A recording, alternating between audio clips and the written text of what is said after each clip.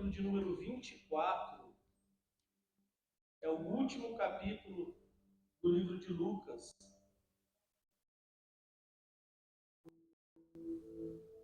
Lucas 24, 13. Um texto bem conhecido, irmãos. Os discípulos no caminho de Emaús.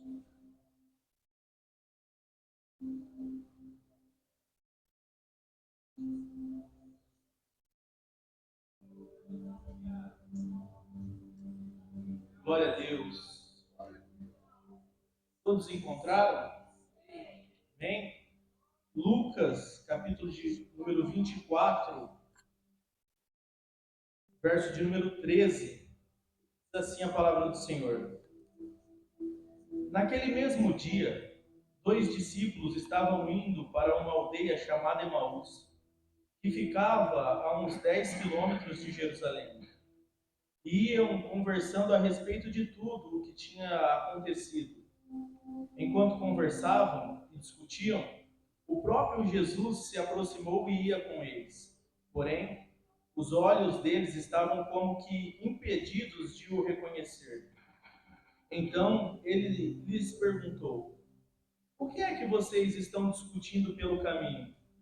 E eles pararam entristecidos.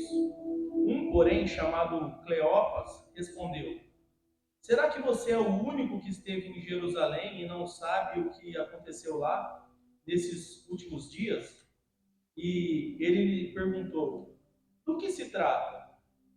Eles explicaram: aquilo que aconteceu com Jesus, o Nazareno, que era profeta, poderoso em obras e palavras, diante de Deus e de todo o povo.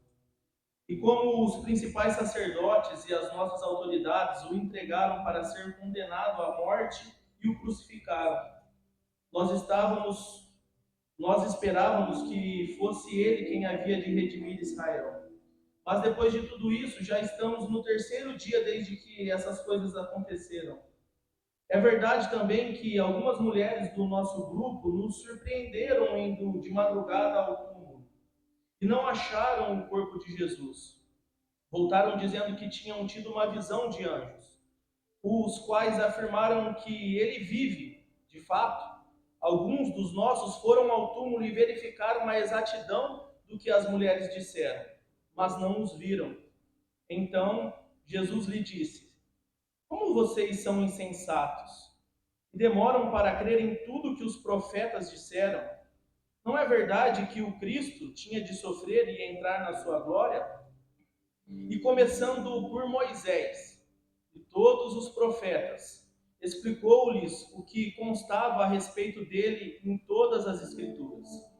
Quando se aproximaram da aldeia para onde iam, ele fez menção de passar adiante, mas eles o convenceram a ficar, dizendo: fique conosco, porque é tarde e o dia já está chegando ao fim.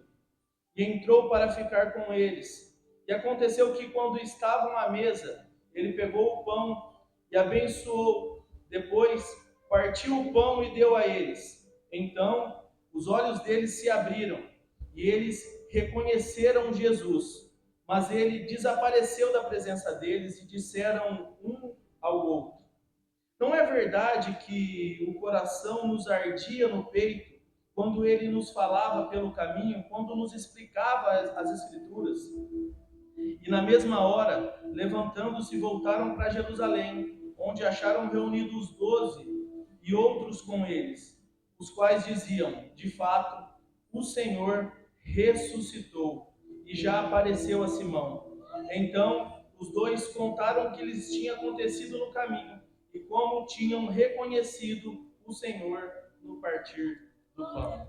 Amém? Glória a Deus. Irmãos, essa é uma passagem muito conhecida, né? Onde os discípulos, esses dois que estavam no caminho de Emaú, eles estavam em Jerusalém, eles ouviram falar de Jesus, né? E voltaram entristecidos pelo que tinha acontecido com Jesus, já que Jesus tinha morrido. E para eles, assim, eles ouviram um burburinho que Jesus tinha ressuscitado, ouviram que as mulheres foram no túmulo e o corpo não estava mais lá. Só que eles não viram Jesus, e ao não ver Jesus, eles se entristeceram. E a Bíblia vai dizer que eles não perceberam, mas Jesus chegou para caminhar com eles. E Jesus vai perguntar para eles, mas por que vocês estão tristes? O que aconteceu? E quando eles dizem, né, aqui a Bíblia, na minha versão, diz incrédulos, mas tem versão que diz que Jesus fala que eles são nécios, né? Nécios, pessoas talvez com difícil entendimento, né? E olhando por esse lado, parece que Jesus estava dando uma palavra dura para eles, quem sabe chamando a atenção, corrigindo eles. Mas logo depois a gente vai ver que Jesus começa a explicar para eles as Escrituras e começa lá de Moisés. Jesus foi passando por Moisés, passando por todos os profetas e explicando para eles que era necessário que aquilo acontecesse com Jesus. Só que mesmo assim, irmãos, eles viram que ali talvez era um homem com grande conhecimento que era Jesus. E Jesus, quando eles chegam no lugar, Jesus faz menção de passar adiante. Que Jesus ia continuar o caminho. Só que talvez aquele homem que deu uma palavra dura, que chama ele de Nécios, como explicou tão bem a palavra e como eles viram que era um homem que tinha o conhecimento da palavra de Deus, eles chamam Jesus para entrar dentro da sua casa. E quando Jesus entra dentro da casa, irmãos, e parte o pão com eles, os olhos deles se abriram e eles reconheceram que era Jesus.